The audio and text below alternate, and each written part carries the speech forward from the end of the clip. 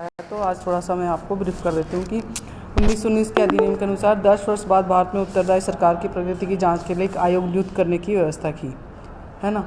ठीक है, जो कि इंग्लैंड से ही आनी थी, जो भी आयोग आना था इंग्लैंड से आना। चूँकि ये सुधार 1921 में लागू किए थे, इसलिए कमीशन की नियुक्ति 1931 में होनी चाहिए थी। 10 साल बाद कमीशन की नियुक्ति की जाती है,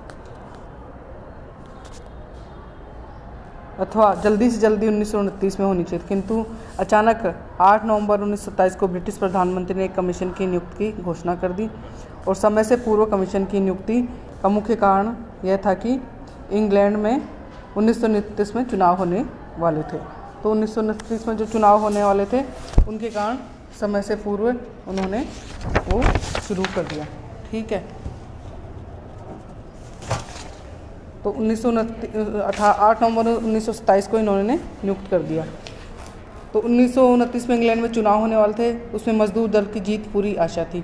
इसलिए सत्तारूढ़ दल अनुदार दल भारत का भविष्य मजदूर दल के हाथ में नहीं सौंपना चाहते थे, इसलिए 1927 में ही इसकी नियुक्ति कर दी, क्योंकि उससे भय था कि कहीं मजदूर दल भारत को पूर्ण स्वराज्य न दे दे।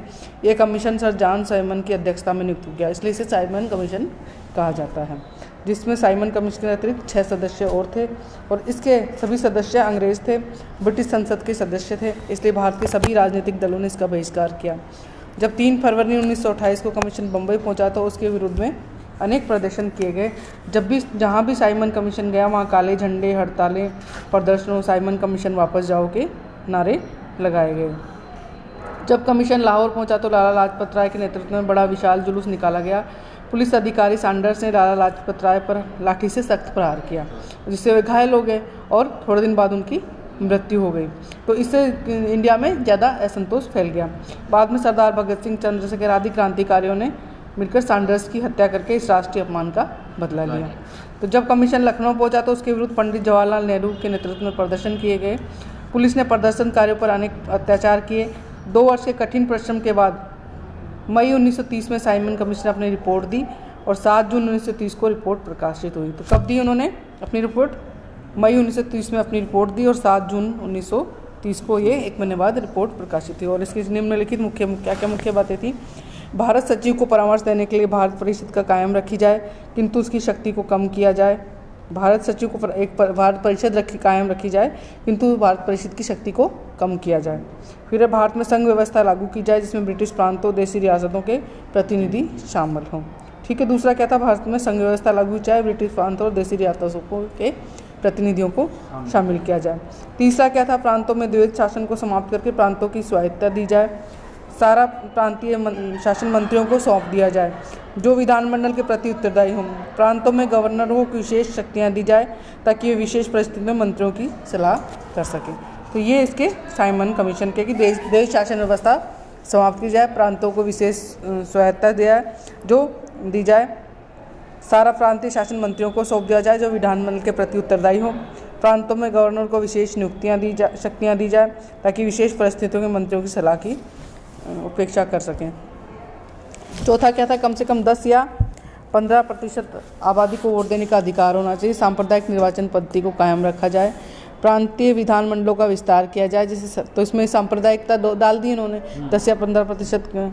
फिर प्रांतीय विधानमंडलों का विस्तार किया, जैसे सरकारी अधिकारी बिल्कुल नहीं रहे। नामजद और सरकारी अधिकारियों की संख्या विधानमंडल के समस्त सदस्य के 10वें भाग से अधिक होनी चाहिए। मतलब प्रांतीय विधानमंडलों का विस्तार किया जाए, जिसमें लिखा है सरकारी अधिकारी बिल्कुल ना हो, और नामजद सरकारी अधिकारियों की संख्या कितनी कम होनी चाहिए? 10वें भाग से अधिक न होनी चाहिए, है ना। भारत को वर्मा से तथा सिंध को बम्बई से अलग कर दिया जाए। उत्तर पश्चिमी सीमा प्रांत को प्रांतीय संबद्धता न दी जाए। उच्च न्यायालय को भारत सरकार के अधीन कर दिया जाए। हर 10 वर्ष बाद भारत की संवैधानिक प्रगति की जांच की पद्धति समाप्त कर दी जाए। नया संविधान ऐसा लचीला किया जाए कि वह स्वयं ही विकसित हो सके। तो ये साइमन कमीशन की 8 रिपोर्टें थी। तो इनके कारण साइमन कमीशन ने अपनी रिपोर्ट दी, और ये प्रकाशित की गई, जून में प्रकाशित की गई, है ना। तो साइमन के कमीशन की रिपोर्ट औपचारिक औपनिवेशिक साम्राज्य का कहीं उल्लेख नहीं किया गया था इसमें। केंद्र में उत्तराधिकारी सरकार की स्थापना के लिए कुछ भी नहीं कहा गया था इसमें। प्रतिरक्षा को भारतीयों के हाथों में नहीं सौंपा गया था। प्रांतों को स्वायत्तता न देकर गवर्नर की विशेष शक्तियां द्वारा सीमित कर दिया गया था। इसलिए भारतीयों ने इसकी निंदा की। सर सी स्वामी अयंगर ने इसे रद्दी की टोकरी में रखने लायक बताया। कूपलैंड के विचार में से राजनीति शास्त्र के पुस्तकालय की कुछ कोटि की रचना प्रदान करने वाला बताया, किंतु बाद में 1935 के अधिनियम में इससे अनेक बातें ली गई। तो अब आता है नेहरू रिपोर्ट। तो नेहरू रिपोर्ट किस पे आधारित थी? साइमन कमीशन पे आधारित थी। साइमन के कमीशन के बाद ही नेहरू रिपोर्ट को लाया गया। तो जब भारत साइमन कमीशन का बहिष्कार कर रहे थे, भारतीय जब भी, है ना, तो उस समय भारत सचिव ने भारतीय नेताओं को चुनौती दी थी, यदि वे विभिन्न संप्रदायों की सहमति से एक संविधान तैयार कर सकें तो इंग्लैंड की सरकार को उस पर सहानुभूतिपूर्वक विचार करने को तैयार रहेगी। मतलब ये कहा गया कि जब भारतीय लोग साइमन कमीशन का बहिष्कार, तो उस समय भारत सचिव ने एक भारतीय नेताओं को चुनौती दी कि यदि वे विभिन्न संप्रदायों की सहमति से एक संविधान तैयार कर सके तो इंग्लिश सरकार उस पर विचार करने को तैयार रहेगी। कांग्रेस ने इस चुनौती को स्वीकार कर लिया। 28 जनवरी 1928 को दिल्ली में एक सर्वदलीय सम्मेलन बुलाया गया। इस सम्मेलन में कुछ मौलिक बातों को तय करने के बाद 10 मई 1928 को बम्बई में इसकी दोबारा बैठक हुई। तो क्या किया कि तुम लोग अपना संविधान बनाओ सभी धर्मों की सहमति से, तो कि इंग्लैंड सरकार इस पर विचार करने को तैयार है। तो कांग्रेस ने इस चुनौती को स्वीकार किया। 28 फरवरी 1928 को दिल्ली में एक सर्वदलीय सम्मेलन बनाया। इस सम्मेलन में कुछ मौलिक बातों को तय करने के बाद 10 मई 1928 को बम्बई में इसकी दोबारा बैठक हुई, जहां पर भारत के संविधान का मसौदा तैयार करने के लिए मोतीलाल नेहरू की अध्यक्षता में 8 व्यक्तियों की नियुक्त किया गया। तो उसने क्या कहा कि विभिन्न संप्रदायों की सहमति से एक संविधान तैयार करो तो इंग्लैंड सरकार इस पर विचार करेगी, और कांग्रेस ने इसको चुनौती स्वीकार कर ली और 28 फरवरी 1928 को क्या बुलवाया? दिल्ली में सर्वदलीय सम्मेलन बुलाया।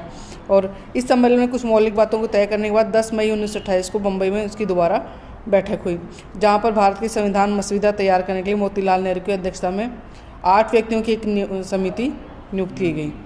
इस समिति ने जो रिपोर्ट तैयार की उसे नेहरू रिपोर्ट कहा जाता है, और इसकी निम्नलिखित बातें थी।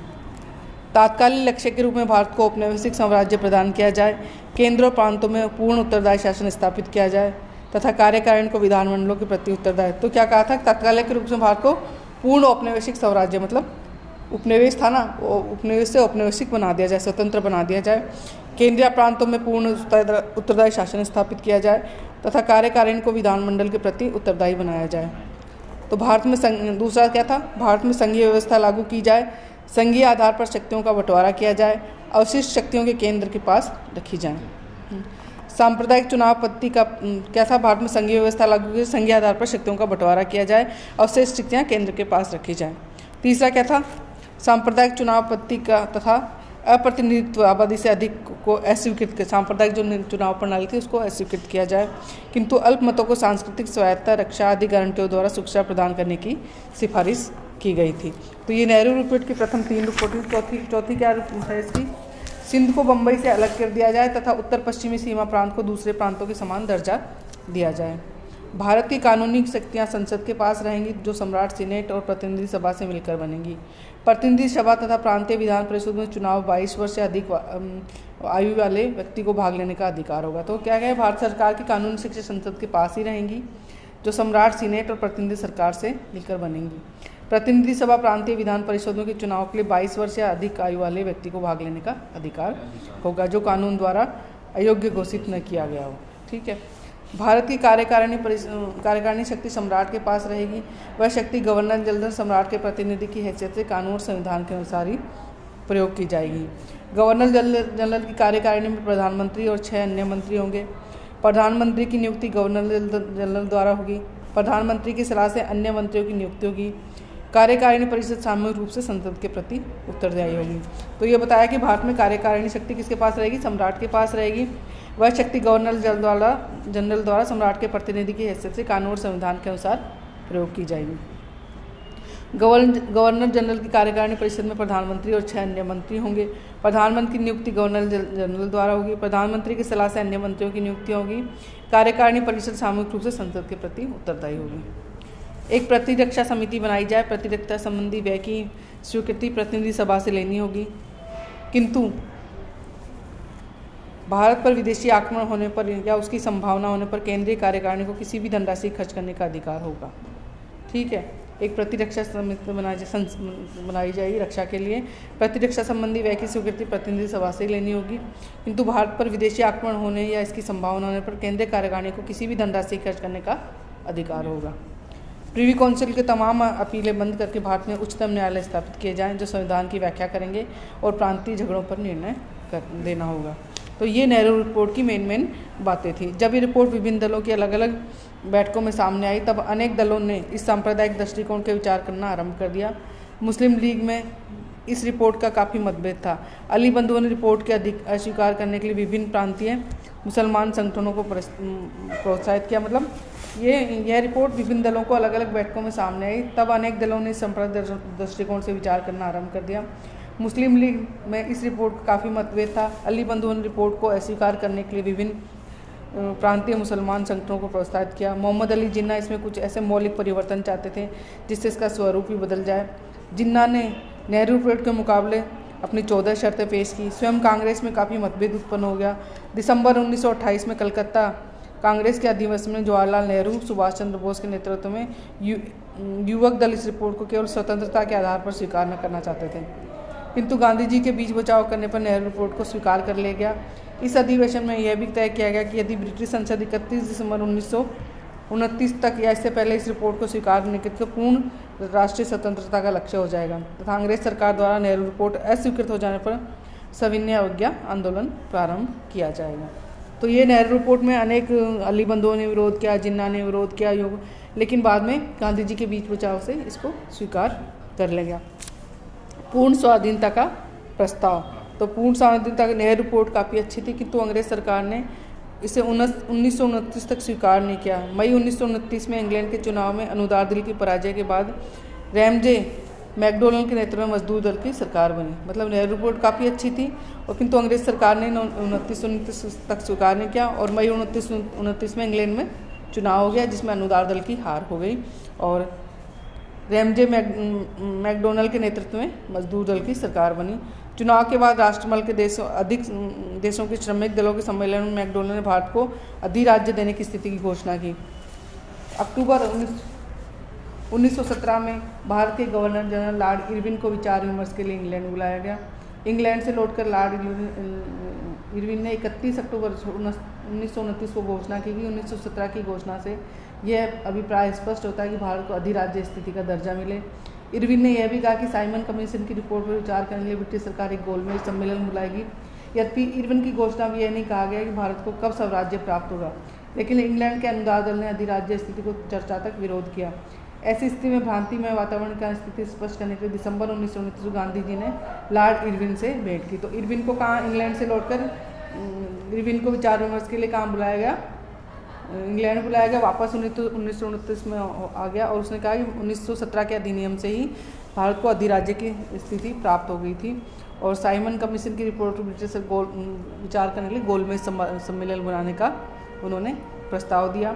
और इरविन की घोषणा यह भी कहा कि भारत को कब स्वराज्य प्राप्त होगा, लेकिन इंग्लैंड के अनुदार दल ने अधिराज्य स्थिति की चर्चा तक विरोध किया। ऐसी भ्रांतिमय वातावरण का स्थिति स्पष्ट करने के लिए दिसंबर 1929 में गांधी जी ने लॉर्ड इरविन से भेंट की। मतलब इसको स्पष्ट नहीं हो रहा था कि वो भारत को क्या देना चाहते हैं, इस कारण उन्होंने किसे भेंट की, लॉर्ड इरविन से भेंट की, किंतु इसका कोई परिणाम नहीं निकला। इससे कांग्रेसी नेताओं को बड़ी निराशा हुई। इसी बीच इंग्लैंड सरकार ने नेहरू रिपोर्ट को अस्वीकार कर दिया। दिसंबर 1929 को कांग्रेस का अधिवेशन का हुआ लाहौर में, जिसमें पूर्ण स्वाधीनता का प्रस्ताव रखा गया। कांग्रेस कमेटी को अधिकार दिया गया कि उपयुक्त समय यह सविनय अवज्ञा आंदोलन आरंभ कर दे। पूर्ण स्वाधीनता प्रस्ताव स्वीकार कर कांग्रेस कमेटी को यह अधिकार दिया कि उपयुक्त समय पर सविनय अवज्ञा आंदोलन प्रारंभ कर दे। यह भी निश्चय किया कि प्रत्येक वर्ष 26 जनवरी का दिन स्वाधीनता के रूप में मनाया जाएगा। एक प्रतिज्ञा बनाएगी जो इस दिन प्रत्येक कांग्रेसी द्वारा ग्रहण की जाती है। 26 जनवरी 1930 को लाहौर में रावी नदी के किनारे सभी कांग्रेस के सदस्यों में पूर्ण सुविधा। ये कई बार रहता है कि कब कांग्रेस स्वाधीनता दिवस कब मनाया गया था, तो 26 जनवरी 1930 को लाहौर में रावी नदी के किनारे कांग्रेस के सदस्यों ने पूर्ण स्वाधीनता की प्रतिज्ञा की। इसलिए 26 जनवरी का दिन भारतीय इतिहास में विशेष महत्व रखता है। तो ये नेहरू रिपोर्ट अस्वीकार करने के बाद क्या हुआ, सविनय अवज्ञा आंदोलन हुआ। तो सविनय अवज्ञा फरवरी 1930 में कांग्रेस कार्यकारी समिति ने पूर्ण स्वराज्य प्राप्त करने के लिए सविनय अवज्ञा आंदोलन प्रारंभ करने का अधिकार महात्मा गांधी को दे दिया। किसने दिया? कांग्रेस कमेटी ने किसको दे दिया? महात्मा गांधी को दे दिया। और इससे पूर्व 1928 के मध्य सरदार पटेल के नेतृत्व में किसानों ने बारडोली सूरत जिला में एक सफल सत्याग्रह किया। सरकार को भूमि कर देने से इनकार कर दिया। इसलिए कांग्रेस को यह तरीका काफ़ी प्रभावशाली प्रतीत हुआ। मतलब सविनय मतलब विनय सहित आज्ञा का उल्लंघन। सविनय अवज्ञा का अर्थ है विनय सहित। तो इन्होंने गांधी जी के नेतृत्व में ये फरवरी 1930 में शुरू किया गया और इससे पूर्व किसके नेतृत्व? सरदार पटेल के नेतृत्व में था। और इसलिए कांग्रेस को तरीका अच्छा लगा, किंतु आंदोलन प्रारंभ करने से पूर्व गांधी जी ने एक बार फिर से सरकार से समझौते का प्रयत्न किया। इस हेतु लॉर्ड इरविन को 2 मार्च 1930 को एक पत्र लिखा जिसमें उसने 11 मांगों का उल्लेख किया जो जनवरी 1930 में सरकार के समक्ष प्रस्तुत की गई थी। उन्होंने ये भी कहा कि यदि अंग्रेज सरकार उन मांगों को पूरा नहीं किए तो वे 12 मार्च 1930 को नमक कानून का उल्लंघन करेंगे। इरविन ने इस पत्र को कोई संतोषजनक उत्तर नहीं दिया। गांधी जी ने अपना पक्ष स्पष्ट करने के लिए वायसराय से भेंट करनी चाहिए, किंतु इरविन ने गांधी जी से मिलने से इनकार कर दिया। इसके बाद उन्होंने क्या किया? दांडी कूच किया। तो गांधी जी ने कोई कार्य जल्दी में नहीं किया। लाहौर अधिवेशन के बाद गांधी जी ने अपने कार्यकर्ताओं को सत्याग्रह का प्रशिक्षण दिया। 12 मार्च 1930 को गांधी जी ने अपने 79 कार्यकर्ताओं के साथ साबरमती आश्रम से समुद्र तट पर स्थित दांडी की ओर कूच किया। 200 मील की यात्रा पैदल 24 कितने दिन में पूरी हुई? 24 दिन में पूरी हो गई। सरदार पटेल ने आगे आगे चलकर लोगों को गांधी जी के स्वागत के लिए तैयार किया। मार्च में गांधी जी ने लोगों को बलिदान अहिंसा का उपदेश दिया। लोगों में देशभक्ति का असीम उत्साह दिखाई दे रहा था। 6 अप्रैल 1930 को प्रातःकाल के बाद महात्मा गांधी ने समुद्र तट पर नमक बनाकर नमक कानून को भंग किया। तो कई बार आ जाता है कि कब नमक कानून कब भंग किया गया? 6 अप्रैल 1930 को नमक कानून बंद किया गया। आंदोलन का कार्यक्रम, तो क्या क्या इसके कार्यक्रम थे? महात्मा गांधी द्वारा नमक कानून को भंग करना सारे देश के लिए सविनय अवज्ञा के प्रारंभ का संकेत था। अतः जगह जगह लोगों ने सरकारी कानूनों को तोड़ना शुरू किया। महात्मा गांधी ने सविनय अवज्ञा आंदोलन निम्नलिखित कार्यक्रम सम्मिलित किए। गांव-गांव में नमक कानून तोड़ा जाए, छात्र सरकारी स्कूलों में, कर्मचारी सरकारी दफ्तरों को छोड़ दें, स्त्रियां शराब अफीम विदेशी कपड़ों की दुकानों पर धरना दें, विदेशी कपड़ों को जलाया जाए, लोग सरकार को टैक्स न दें। तो ये सारे नमक कानून को तोड़ा जाए और सरकारी स्कूलों में कर्मचारी और सरकारी कर्मचारी दफ्तरों को छोड़ दें और छात्र सरकारी स्कूलों को छोड़ दें, स्त्रियां शराब अफीम की विदेशी दुकानों पर धरना दें, विदेशी कपड़ों को जलाया जाए, लोग सरकार को टैक्स न दें। आंदोलन की प्रगति, तो गांधी जी द्वारा कानून तोड़ने से आंदोलन आरंभ हो गया। दिन प्रतिदिन इसका प्रभाव बढ़ता गया। बम्बई, बंगाल, उत्तर प्रदेश, मध्य प्रांत, मद्रास में गैर कानूनी तरीके से नमक कानून बनाना शुरू हो गया। दिल्ली में 1600 नारियों ने शराब की दुकानों पर धरना दिया। नारियों ने पर्दा त्याग कर सत्याग्रह में भाग लिया। वह सदा इतिहास में स्मरणीय बना रहा। इन सभी नारियों को कैद में डाल दिया जाए, विदेशी कपड़ा डाल दिया, मतलब सभी जो नारियाँ थी उनको कहाँ डाल दिया? जेल में डाल दिया गया। और ये कानून आंदोलन फैलता ही गया। बम्बई, बंगाल, उत्तर प्रदेश, मध्य प्रदेश, मद्रास में गैर कानूनी तरीके से लोगों ने नमक बनाना शुरू कर दिया। और 1600 नारियाँ, दिल्ली में 1600 नारियों ने शराब की दुकानों पर धरना दिया। नारियों ने पर्दा त्याग कर इस सत्याग्रह में भाग लिया। यह वह सदा इतिहास में स्मरणीय बन गया। इन सभी नारियों को कैद में डाल दिया गया। विदेशी कपड़े का बहिष्कार आशा से भी अधिक सफल रहा। बम्बई में अंग्रेजी व्यापारियों को 16 मिलें बंद हो गई। भारतीय व्यापारियों की मिलें दुगनी तेजी से काम करने लगी। घरासना में 2500 सत्याग्रहियों ने नमक के गोदाम पर चढ़ाई कर दी। पुलिस ने उनकी निर्ममता से पिटाई की, जिससे अनेक व्यक्ति बुरी तरह घायल हुए। किसानों ने कर न अदा करने का आंदोलन चलाया। इस आंदोलन ने अधिकांश मुसलमानों ने भाग नहीं लिया। मोहम्मद अली जिन्ना ने कहा, हम गांधी के साथ शामिल होने से इनकार करते हैं, क्योंकि उनका आंदोलन भारतीय पूर्ण स्वतंत्रता के लिए नहीं बल्कि 7 करोड़ मुसलमानों को हिंदू महासभा के आश्रित बना देने के लिए। यद्यपि जिन्ना के नेतृत्व में अधिकतर मुसलमान इस आंदोलन के अलग रहे, लेकिन उत्तर पश्चिमी सीमा प्रांत के पठानों ने अब्दुल गफ्फार खान के नेतृत्व में इस आंदोलन में भाग लिया। पुलिस की लाठियाँ और गोलियाँ सहन की। मतलब जिन्ना ने तो मना कर दिया कि ये हमको अलग करना चाहते हैं, और उधर खान अब्दुल गफ्फार खान ने इसका नेतृत्व किया। वहाँ पर लोगों ने अधिक से अधिक आंदोलन में भाग लिया। जून 1930 तक यह आंदोलन पूरे जोर पर पहुँच गया। पुलिस तथा सेना की गोलियों से भयभीत होने के स्थान पर सत्याग्रहियों की संख्या निरंतर बढ़ती गई। 16 अप्रैल 1930 को जवाहरलाल नेहरू तथा अन्य महत्वपूर्ण कांग्रेस नेताओं को गिरफ्तार कर लिया गया। 5 मई को महात्मा गांधी को जेल में डाल दिया गया। कुल 60,000 लोगों को जेल में ठूंस दिया गया। इससे लोगों की उत्तेजना फैल गई। शोलापुर में एक उत्तेजित भीड़ ने 6 थाने जला दिए। पुलिस ने अनेक व्यक्तियों को गोलियों से भून दिया। जिस समय आंदोलन अपनी चरम सीमा पर था, इंग्लैंड की सरकार ने साइमन कमीशन की रिपोर्ट विचार करने के लिए इंग्लैंड में प्रथम गोलमेज सम्मेलन बुलाया। कांग्रेस के अधिकांश कार्यकर्ता जेल में थे तथा उसका कोई प्रतिनिधि गोलमेज में भाग नहीं ले सका। प्रथम गोलमेज सम्मेलन में जिन्ना डॉक्टर अम्बेडकर में तीव्र मतभेद हो जाने के कारण कोई निर्णय नहीं हो सका। तो इंग्लैंड सरकार ने साइमन कमीशन की रिपोर्ट पर विचार करने के लिए प्रथम गोलमेज सम्मेलन 1930 में बुलाया, लेकिन इसमें जिन्ना और अंबेडकर के बीच मतभेद हो जाने के कारण इसमें कोई निर्णय नहीं लिया गया। Gandhi Irwin pact. तो इरविन ने अनुभव किया कि आंदोलन को शक्ति से नहीं दबाया जा सकता। कांग्रेस के सहयोग के बिना कोई समस्या का समाधान नहीं हो सकेगा। अतः देश में अच्छा वातावरण बनाने के लिए 26 जनवरी 1930 को गांधी जी को जेल से रिहा कर दिया गया।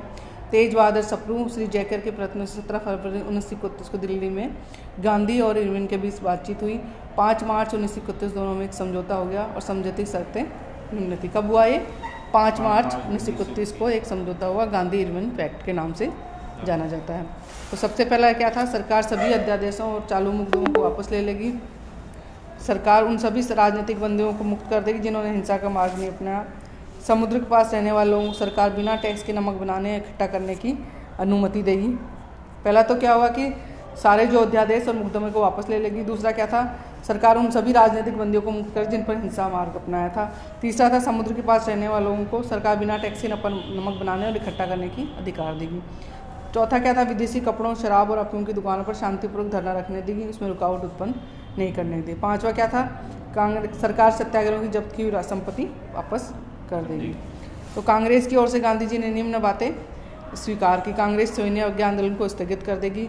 पुलिस द्वारा किए गए अत्याचार द्वारा निष्पक्ष जांच की मांग छोड़ दी जाएगी।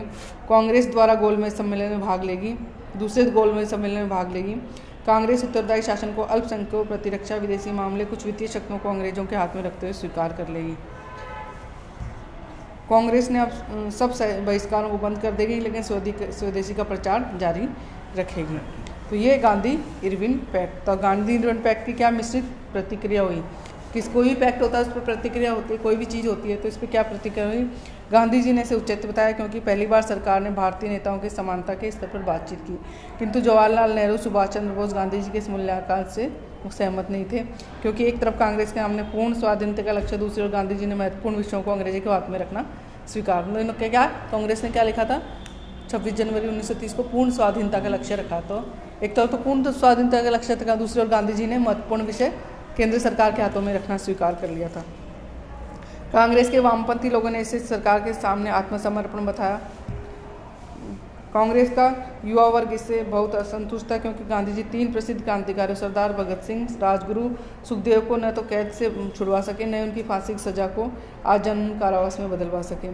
25 मार्च 1931 को कराची में कांग्रेस का अधिवेशन हुआ। उस समय सरदार भगत सिंह, राजगुरु और सुखदेव को फांसी हो चुकी थी। इसलिए नवयुवक ने महात्मा गांधी के विरुद्ध काले झंडे का प्रदर्शन किया। महात्मा गांधी बड़ी कठिनाई से समझौतों को कांग्रेस से स्वीकार करा सके। तो ये गांधी इरविन पैक्ट था। और इसके बाद आता है गोलमेज सम्मेलन, जो मैं आपको अगले उसमें आपको समझाया।